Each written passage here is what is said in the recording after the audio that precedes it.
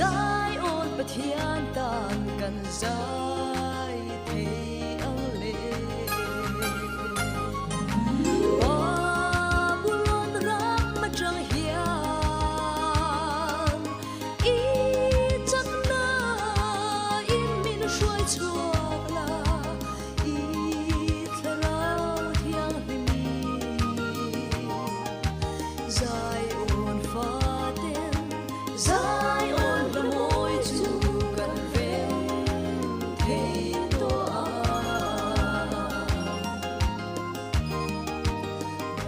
Babylon người ca mà tê chuan per khoang chinh trăng tê can bang china khô về lin lim turin min nghe lal pai tel lo chuan ca hình thế lo Babylon rắc mà chẳng hiền ý chắc na in min suy chuộc là ý thề lao thiang hình giải ôn pha tên giải ôn là môi chu cần về thế to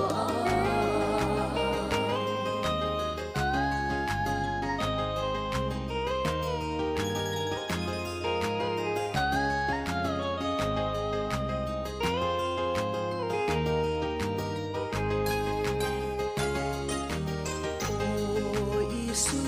ca thế ilong che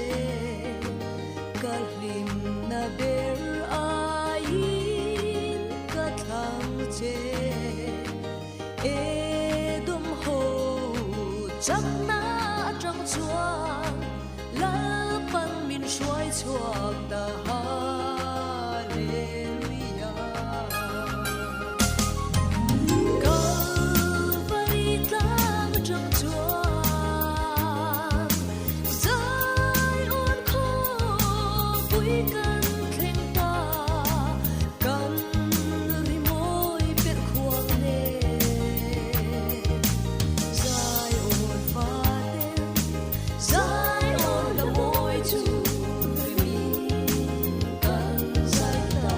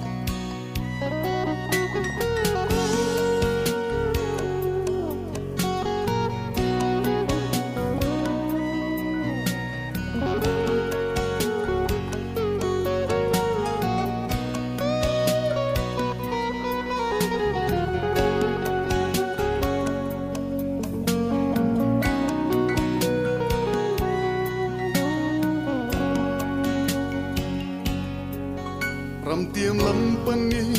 chắc lâu ta chung nghe ni tin ka kala ma se olal pa chi buai tuan tâm em ka kal thiam lo se taman ni tin min be nang ma kal bo som sẽ chân lòng đer lại po cà phê ngầm lô lal pa nangi min chân lật pro ta cần nghĩ chân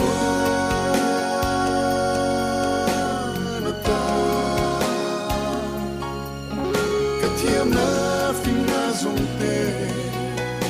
lalpa itanani hi katukui be nang ma fakir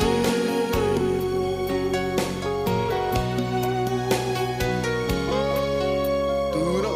lalpa hi kashia lom thu ka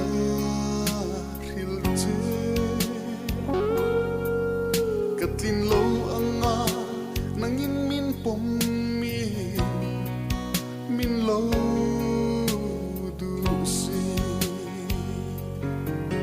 kaswang na zong zong te mi teng freng tri ma se alpanang ero tuani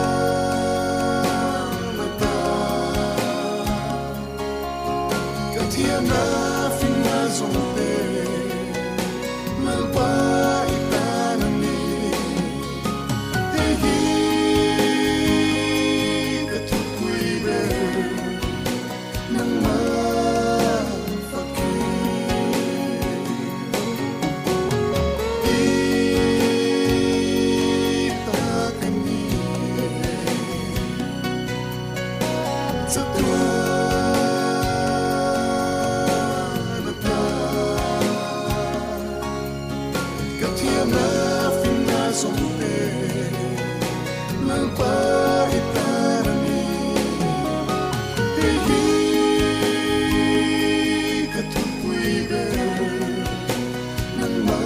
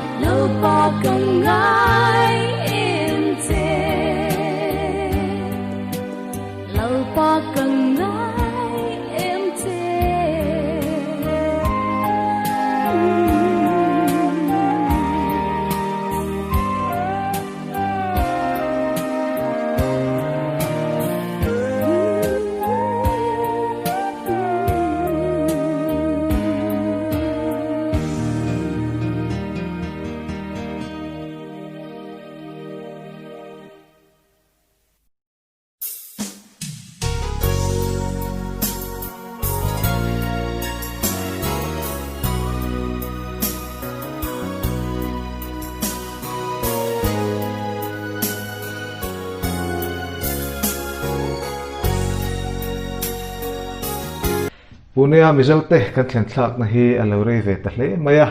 kumsom nga chuang zet chu pune hian le khazir le na thokin kan lo ve ta a mizo thleng thlama sa te khan Spicer College laman bel de thina atir lama chuan Spicer omna veng le a che vel om te chu inrin ni chanua anin mu khom thina mizo in khom na mumal takkan nei masak na po ani ome amaro chu in khom hun te anan lo awang le pun area lama om te ta na hlat te wawangin city area kan ti mai lama om te chuan chawni lo ni chuan biakin rem chang an pan ve mai thina chuti lai chuan biakin pan tu hre ve lo te an lo oma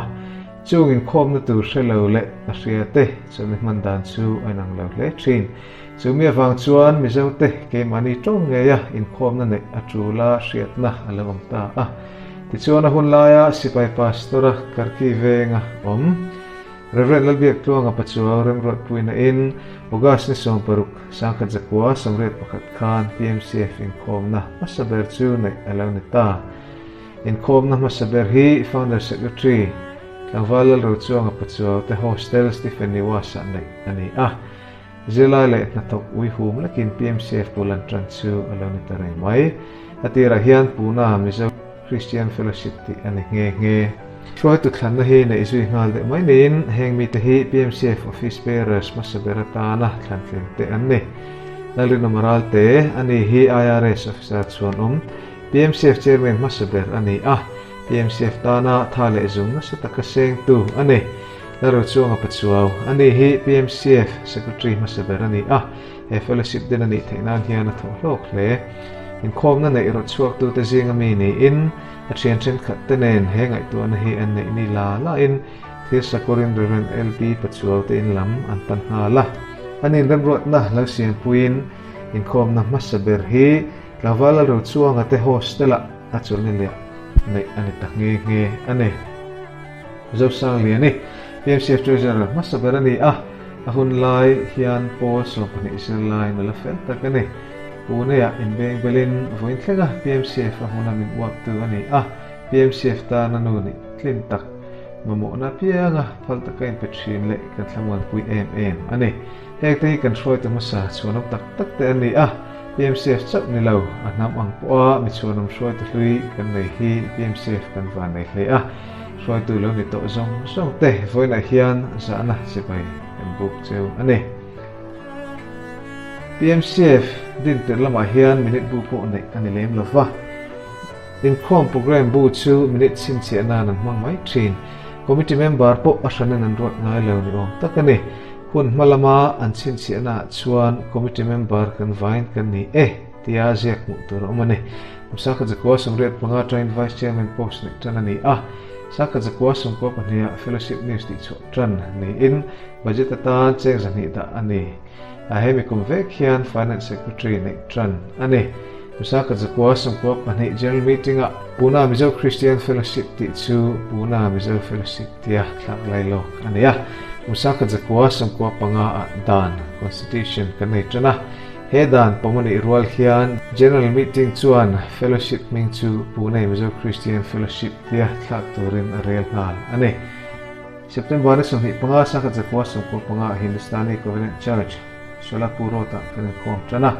musaka jakwa sumko pakwa Church of the Holy Name Gurudwar Peta in khom na son ani Hindustani Covenant Church hian kumsang ni khata in sonlet la in voin thlengin hebiakin hian kan khom chun zamta ani PMCF hian apha kang to kin ramthim rongbona angai poimo le athe angin missionary te chomin ramthim rongbona lo chhomdol ve thin ani athupui po isua mitin tan ti ani he thupui hi kumsang ni puruka pom ani nge PMCF hian ramthim ve tluk setin amember te thlarau din mun hi angai poimo kun rei tak chung chu kumtinin gospel chandam na camping alo nei to thina kumina ero chuan coronavirus awangin kan din hun tur riat thiam har ta deu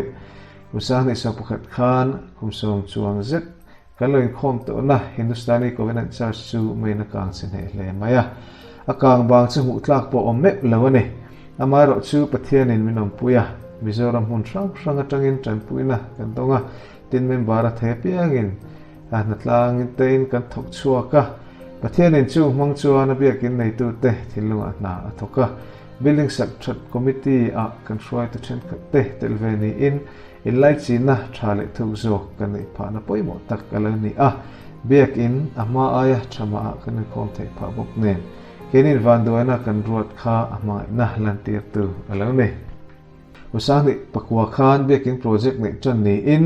building sub committee din ngal ani a biakin saknalu building head chu pathian ram it kan nei sa chuan bet ani tabok ani pathian rin chana hupuru tak chung sia kan try to masaten bulan lo tran chu kum som han ve chuan ara kan mutran ta der mai biakin ram tu ri thlan fel to ni in athe anga chaka malak nakal pui mek zel ani PMCF hi tumumal tak neya din ani athil tum thren ka te chu heng te hi ani chanchin thapon dar member mi puitlinga siam in pol ho na tha siam pune mi zo pol dang om te ne na ilai chi na thatak nei tran pui ngai te tran pui le athei anga amamo tu te chom dol te an ne thian in PMCF min throi zela then ka ten thanem ngai nan ngai tu chua mitlem te manga din kha avoina chuan mi te kong di ko mu tu le mi thanem takta na thlara lam chula na alani ta ane japa bure chang sare het hian kan mu ibullama te ma la itop lama ilianang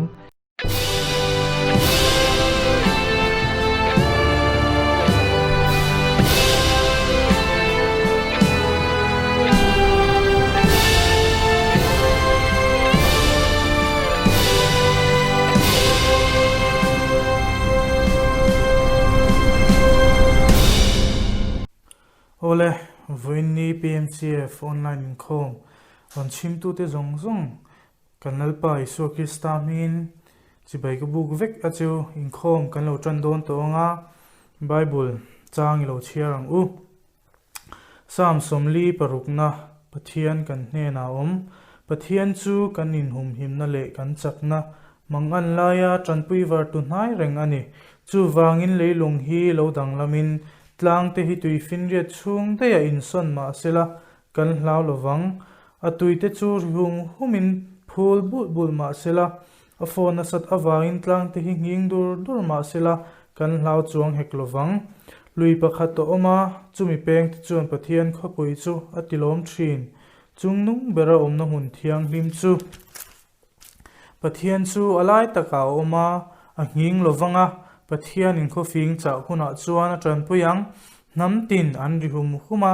ramte chu a nginga ani chuan o a chua leilung hi alo tui zo ta a sipai ho telal pa chu kan hne na oma jakopa pathian chu kan kul bing sang ani ho u lalpa thil ti te hi en ro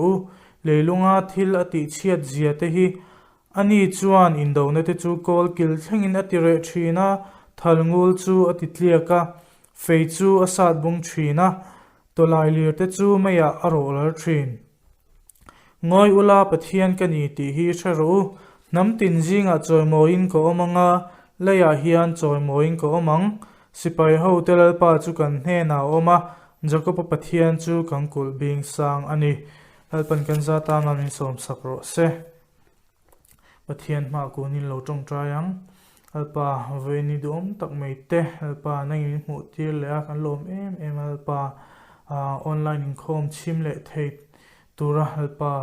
hi sel tha te dam tha te alpa nai min la pek le se la vain lom thu an shil chel pa veni a po I thu te kan ngai thla in I fakla te po kan ngai thle don ni alpa I tharau thiang hlemin alpa thu soi tu tur le alpa zaya rombol nei tu tur te po alpa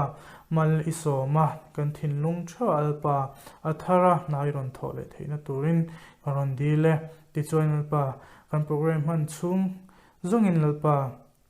nangin min ompin min lo khat tlatla min ti boi thei tu kong sang sual laka alpa nangin veng tlatang che chung zong chu pai su ki sta mingin lom tu soi chung in hena ron dile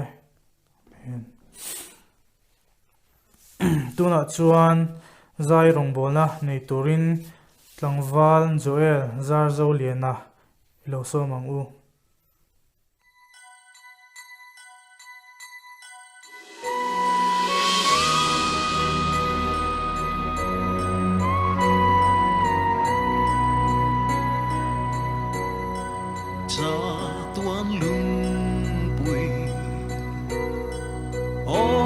Krista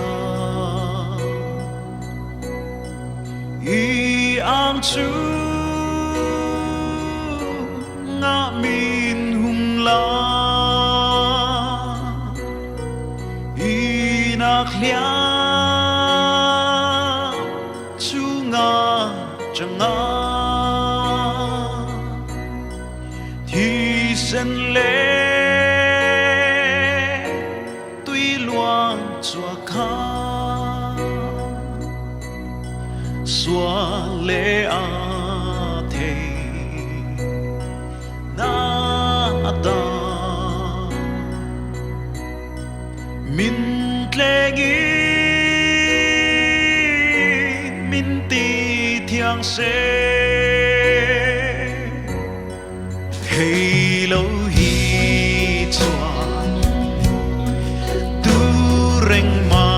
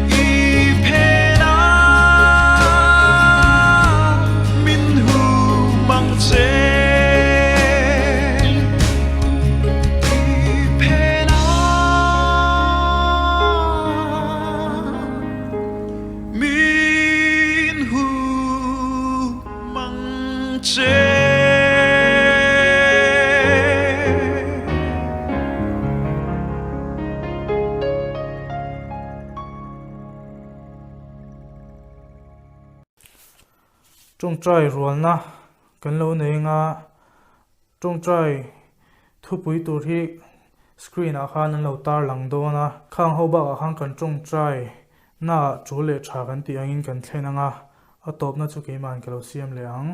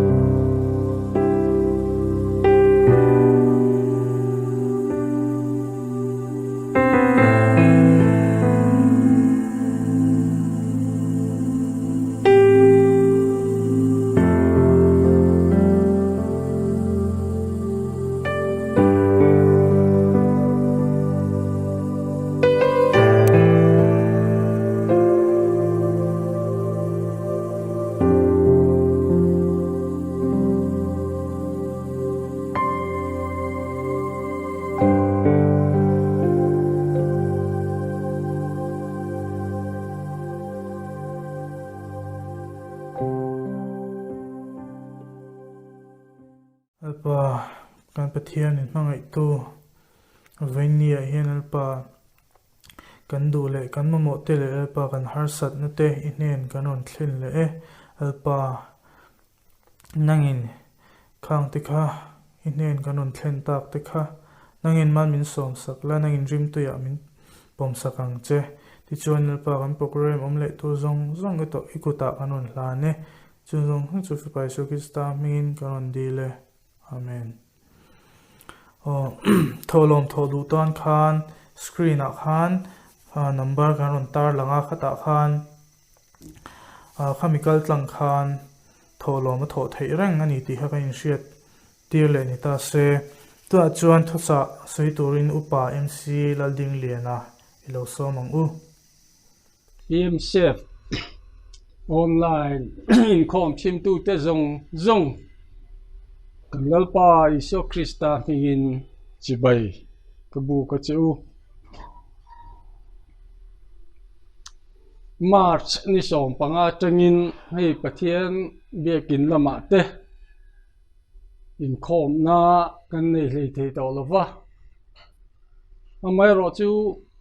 kan hruai tu te thanem ngai na wangin online in com te PMCF member 10 kan la nei chun zum ze thia kan hruai tu te thanem ngai na le in pek na zar kan la zo chho ze la tiek chuan hei voin nia po pathian in hung tha te min pele in khom na hun duom tak mai te kan han nei chho le don ani a voin ni hun thatak mai te kan hruai tu ten du sak takin min han chan tira pathian le kan hruai tu te chunga lom thu ka soya amai ro chu kadin hun te ka han ngai tu a kan hriat na te atlemin pathian thutak han soi hi ngai thatu te ta na kham khop te po hi kan soi chuak thei lawang ti hi ka hlawa pathian thu hi thunung ani a mi mol tan chuan soi thiam po hi a harani amai ro chu voin nia pathian thu cha kan soi lo ngai thatu te zongin tong trai chunga min lo ngai thak saka a soi tu nge po hi nin lo tong trai sak turin ka han cha nga chu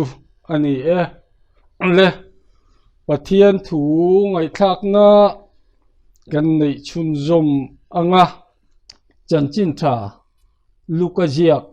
bung som ni pakhat chang saria tanga som pakhat zovin ingai thang u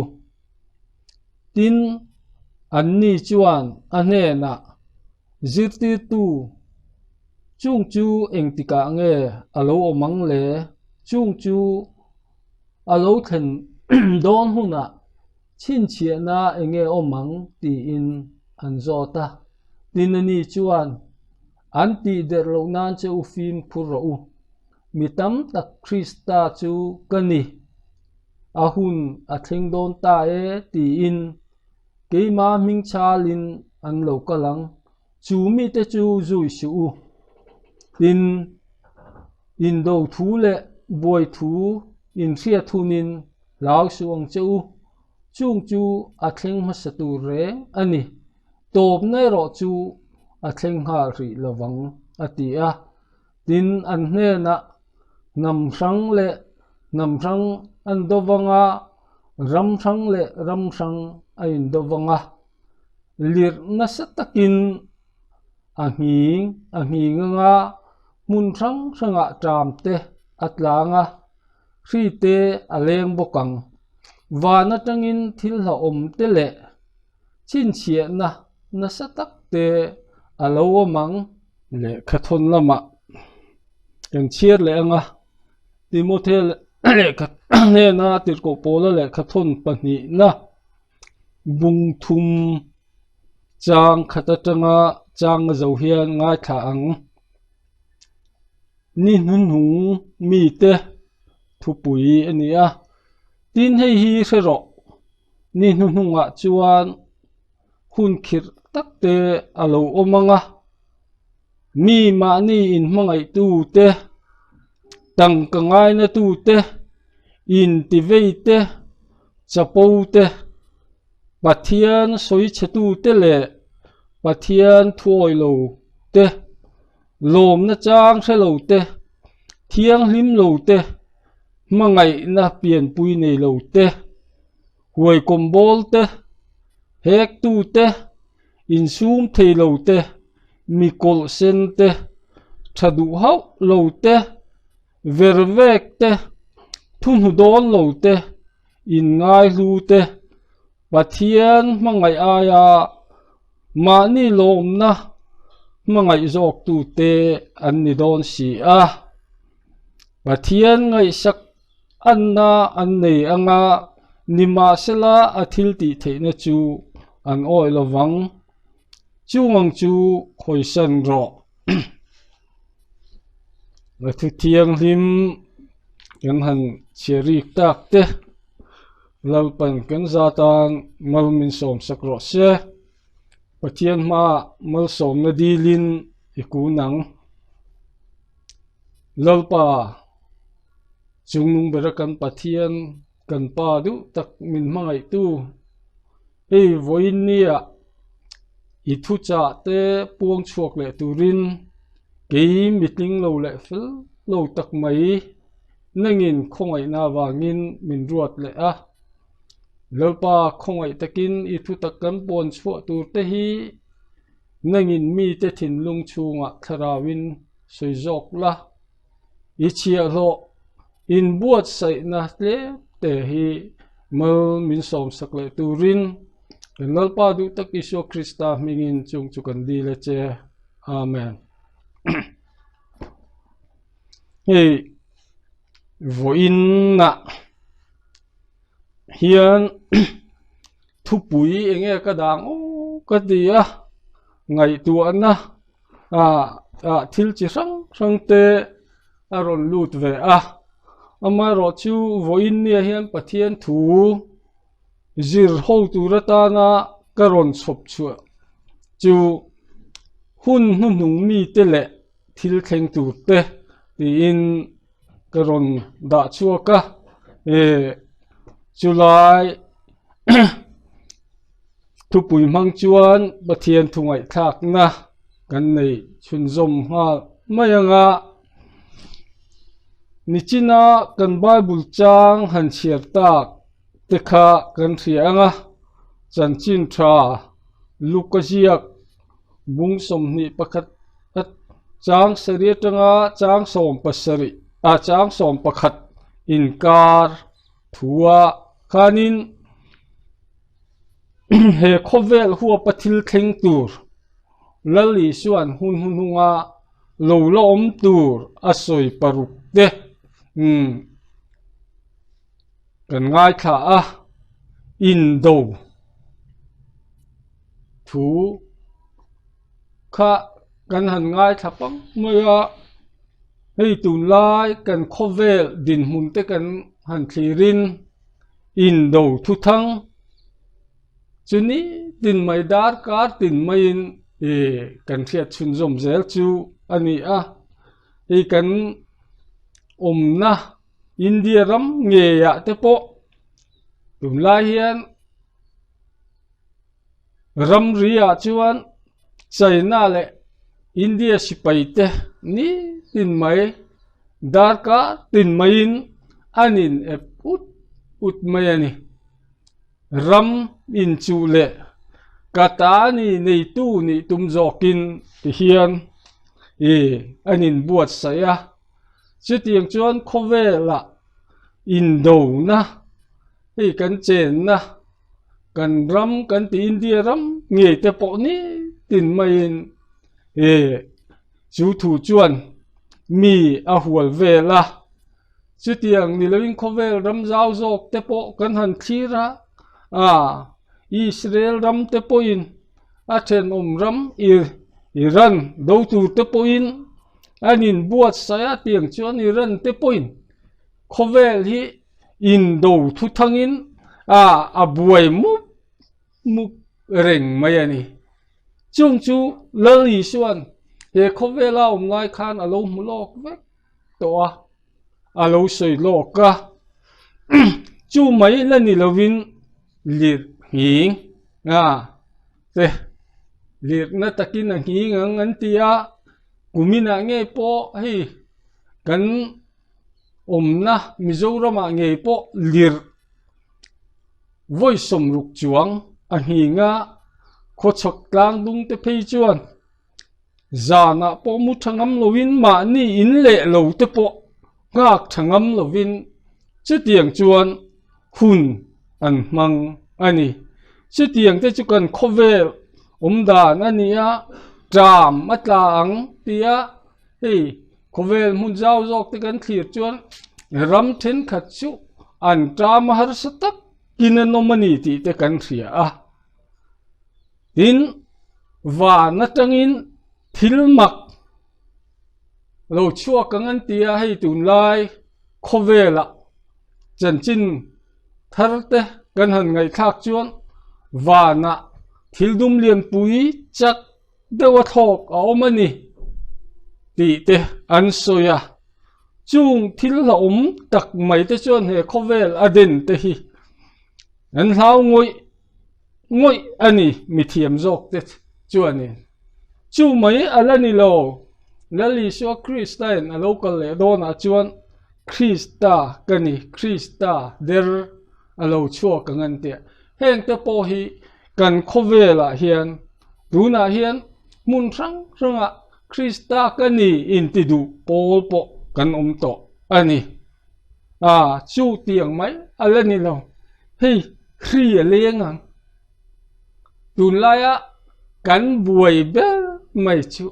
hripui ania khovela buai mu param tin kan buaya eng tin nge hripui hi kan do anga engangin nge adam doi te mithiamin an siam chuang ti in khovel hi abuai mu mai ani chu kan Bible hian min lo sil lok vek to voin nia hianin chung hun tong tu te chu kan ni tlang homa he kan hun to na hian nang le ke hian inge kan ngai tu ve a heng si pui la ka te hian ing angin nge kan hun hi kan man ve ti hi hanin en chiang ta ila kan hunin man dan te le kan thil ti te ro zong anin anglo chewin arin oma amai ro chu hetiang har sat na buai na kara po hian ring tu ten ero ring tu te ro chuanin ti tur kan neya chu enge ni kan ti chuan lali so Krista rinom taka zuya heng har sat na karata tang po hian chel taka ama zui tu ni hi kan tum apoimo le in ka ria July chu kong khata ka hantar chuak duwa kong ni na tan chuan Timothea le khathon pani na bung thum chang khata tanga changa kan han chiar ta ka khan hun nung ami te ti in thupui aron da khata khan hun nung ami te mi chi rang kan ni na tur aron da lom ani chi som ni la mai aron la chuaka chung te chu i han chian non le teang mi mani in mangai tu te tang ka ngai na tu te in ti vei te chapo te pathian soi chatu te nu le pa thuoi lo te lom na chang sa lo te thiang lim lo te mangai na pian pui nei lo te huai kom bol te hek tu te in sum thei lo te mi kol sen te thadu hau lo te vervek te thun hu don lo te in ngai lu te pathian mangai aya ma ni lom na mangai jok tu te an ni don si aron tia ka thil mi hring ni na tur chi rang rang aron tar chua khan kan ni na ve mo ti kha zo na hanin zo taila kan chan dan ro chu anin ang lo nualin arinoma kha mi hring nun tur hun hununga mi te nung chang tur te singa khan helai hi chu kani na takani aron soi chua ni ti thei te po kan omin arin oma inge mai po voin nia in ma ading po hian helai hun tung mi ati singa hian katela helai aron soi tak mai hi kadin hunani ti tur te po kanei ve ani chu tiang chu he khovel kan din hun hi alo ni ta lali suwa hi he khovela hian alo kal le don na chumi ata na kanin rin lok thei na tur chuan hril lok na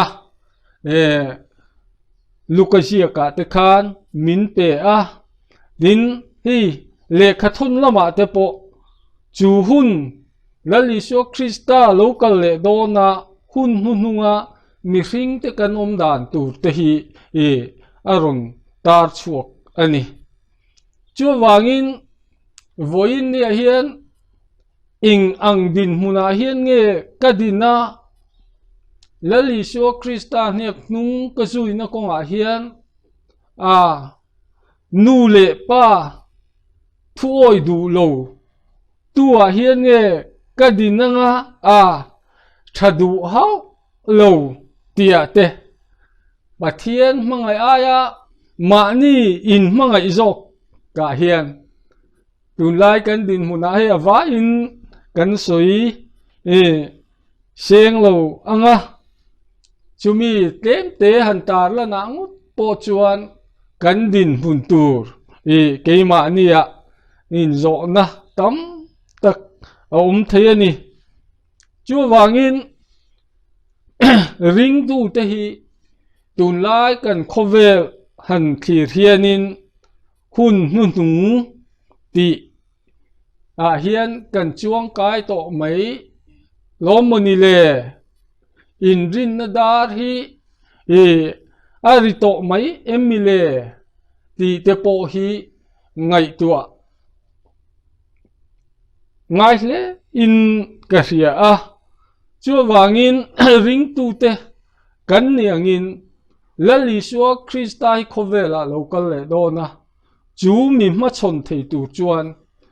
kanin buat sai hi apoi moi maya chu mi ma chon thei tu chuan pathian thu hian kan om dan tur le kan ni na te min ron thila chu ta tang chuan kan nun hi kan siam that fo hi apoi mo le in ka ria hei helaya hun khir tin ammalama khan ronda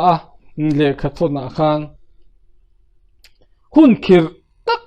mai tu na hian khovelin atonga khovel kan buai mupa khovelin kalpo na kung tam tak te po ti to ani tin kan chen na rambi ka po in kalpo na kung tam tak te khar ani chu mấy anh là ni lova hi cái ni pu ni la ma te point tu na hian khun khir kan ton na sat je chu ma ni in le lo nge a po ho du te la Mizoram atanga hon phal na la ka han nga ya tiang chuan Mizoram kan thlen nuwa po in khung ran na ina ni som ni pakhat velte a han ngai le a chu tiang hun khir kara chuan voin ne hian kan leng ani amai ro chu ring tu te kan nia chu tianga zam mai tur kan ni lova hun khir kara leng po ni la lali suwa Krista niak nung zui tu kan ni na in ria a huai sen taka lali suwa Krista niak nung kan zui na kong ai ro hian chuan ke hi kan pen chho poi mo le maya he khovela hian mi chi sang kan oma he khoveli kan kum hlun lo na tu ram ani a ni tin main kan chatuan ram kan nai dewa khovela piang chuak to phot chuan a then chuan lali suwa Krista local le huna hian nung dama tok tur te po kan omang a then te ro chu he kan taksa vai vu ta siam hi thana phum bo to nu te po kan ni ang nima sela ro re tura alo kal le na ni ai ro chuan mitin mai hi ama kan la ding don ani kan la thing thi don chuta chuan lali suwa Krista ne na chatua na omve tur nge kan ni chatua na hrem hun lama kal tur ti po kha ki ma ni hi voin ne hen ka in zo che na poi mo le in ka ria voin ne kan din hun te ala chiang lo ni chuan hun kan la ne ani hun tha kan la ne he kan hun tha hi hun hlut zia ngai tu in tu ma in a che zong in imang lowang u he hun tra kan nei chung hian chatua na nun kan nei thei nge na tur po in buat seng u lali suwa Krista hi local le po ni se hlim takatok thei tu ni turin hun tra kan nei chung hian in buat se sa ram teng u kong kha rani huna chuan bei sei tur kan nei to don lo kan bei sei om chun le kan ma thil kheng tur chu lung ngai na tra na mai ani don ani chu wangin voin nia thu cha ngai thatu te zong point tun ka din huna tang hian lali suwa Krista tok tur hian kanin pem hun nung mi te om da na tang khan ke ma nun hi ka hanin ne na lai din huna hian ka ding sia lali suwa Krista hi voin nia hian local ta se ama hian ding ka kaniem tin zotila tiang chuan kan lan pe lo ani chuan hun tha kan nei chung hian in buat sai ra mang u chu ti hi voin nia kan hanin cha lalpa lam kan naya anena lali suwa Krista rin chana kheng thei tura in buat sai thar le the turin kanin cha non le ni a thutlem te kan han ti ri tak te lalpan kan zatan mal min som sakro se amen ole tuna chuan in khong top lampang kan lo hnai do nanga secretary in thupoi mo pon tur anei te pung turin lo so mong PMCF online in khoma lo tel zong zong te la pai so Krista mengin chibai kabuk cheu ni secretary thupon lo ngai thaila voin hi August ni somthum sang ni som ni a voin kanin khom program hetiang hi ni kan khom na roi tu hi tlangwal ke lal mangai sanga an executive committee member ani zaya rongbol na min nei sak tu kha tlangwal chuel za zo liana ania tin pathian thu cha min thil tu kha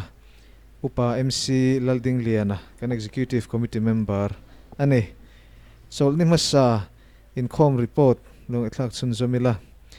solni masa lama kan tholom ludan hetiang hi ni general account in khom tholom atangin cheng sang khat zakwa somli kan mu bu fai thama cheng zathum chuan va in cheng sang ni zani le somli solni masa khan alo lu tani cheng sang ni zani le somli in khom zong kha report siam thlenga in khom khami za somsari le pali kan ni solni le lam program longai thak chun zomila cholni le hi thathar alo ni to dona September ni ruk sang ni som ni lo ni to dona ni kanin khom program hetiang hi niang in khom hruai tu hi nula lalmon ki mi haw nar anianga